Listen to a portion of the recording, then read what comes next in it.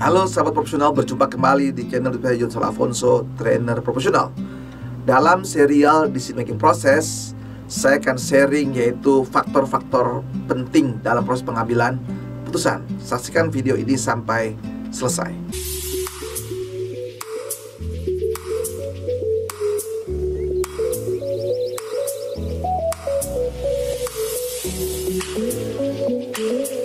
Sahabat profesional, seperti kita ketahui, apa itu pengambilan keputusan? Pengambilan keputusan pada dasarnya adalah memilih suatu alternatif yang terbaik.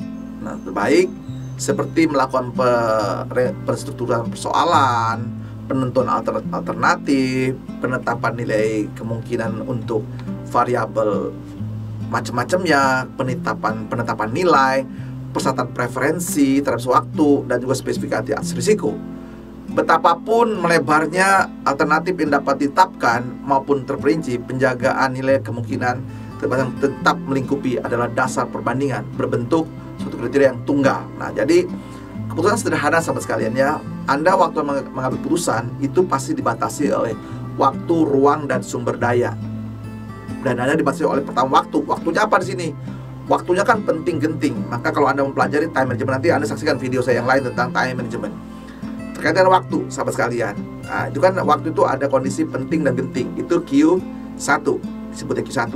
Berarti harus segera dilakukan. Yang kedua, penting tapi tidak genting. Itu Q2. Kalau pakai matriks ya, time management ya. Nah, itu penting tapi tidak genting. Nah, ini Q2.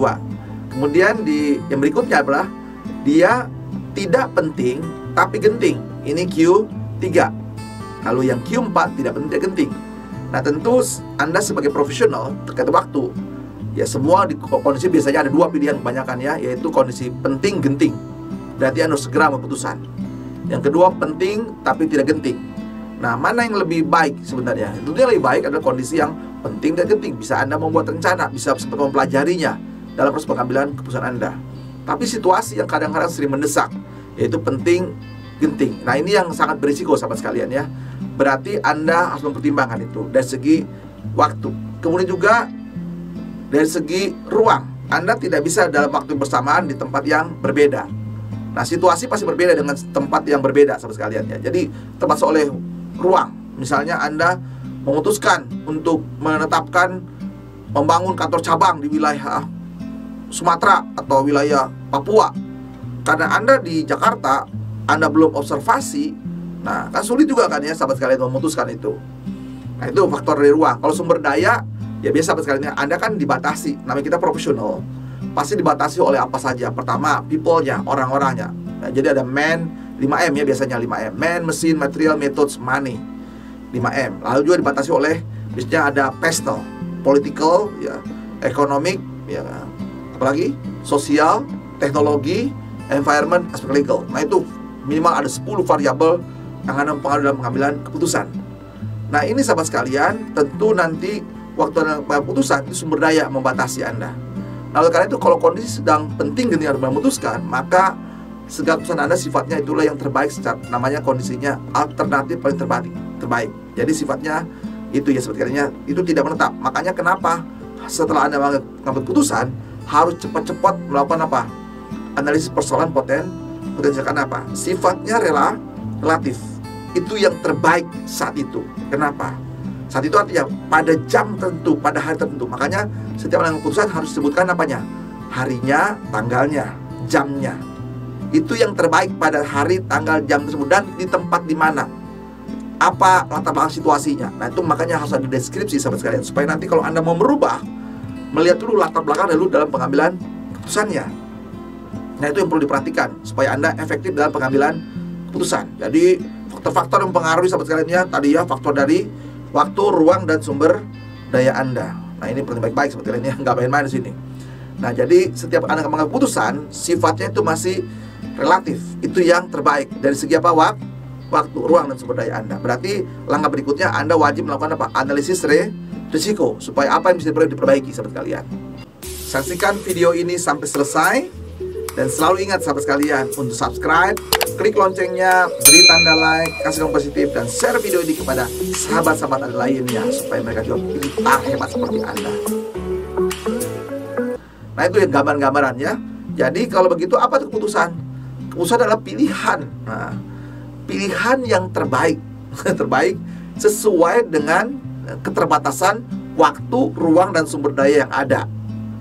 Tidak pilihan yang terbaik dari berbagai alternatif berdasarkan waktu, ruang, dan sumber daya yang tersedia pada saat itu. Dan saya berani mengambil risiko dan berani bertanggung jawab dan bertindak untuk hal tersebut. Nah, itu sahabat sekalian, itu sederhana seperti itu sahabat sekalian. Nah, faktor-faktor lain juga ada banyak menyangkut persepsi kita. Ya, ini persepsi kita, hati-hati. Ini kan sudut pandang kita ya. Nah, sebelum Anda putuskan, coba kalau ketika ada, makanya penting banget teman-teman dalam sebelum Anda keputusannya, cari alternatif pandangan dari orang lain. Nah, ini perlu namanya brainstorming sahabat sekalian ya. Kenapa dia kok berpandang berbeda? Cari orang-orang yang bisa berbeda dengan Anda. Jangan cari orang-orang yang setuju dengan Anda. Bahaya sahabat sekalian. Kita profesional harus berani mencari orang-orang yang berbeda dengan kita, supaya kita bisa melihat persepsi mereka dan kita menguji persepsi saya dan mereka, mana yang paling baik. Nah, itu membuka kematangan kita sebagai persepsi kita ya, sudut pandang kita. Misalnya Anda melihat ya, oh kok perspektifnya seperti ini ya, persepsi seperti ini ya. Oke, kita bisa lihat dan kita bisa belajar situ. Yang kedua adalah menyangkut prioritas sahabat sekalian. Ini penting banget ya. Tadi kan prioritasnya ada waktu penting genting. Nah, ada penting tidak genting. Apalagi itu tidak penting tapi genting. Handphone. Kemudian itu tidak penting genting. Jadi itu prioritas.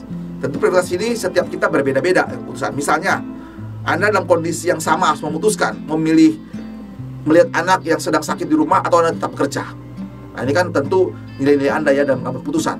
Memutuskan memilih pasangan dan memilih pekerjaan. Itu menyangkut prioritas Anda. Mana yang terbaik? Nah, ini paling mengerikan.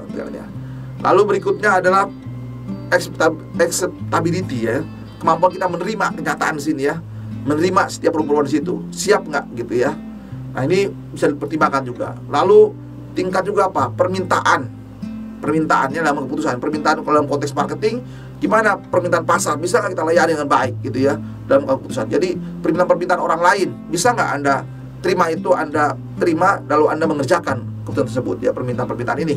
Karena kita kan makhluk sosial, pasti banyak orang yang minta kepada kita sesuai dengan peran kita masing-masing, dan kita harus berani mengambil keputusan sahabat sekalian. Nah, ini ngeri ya.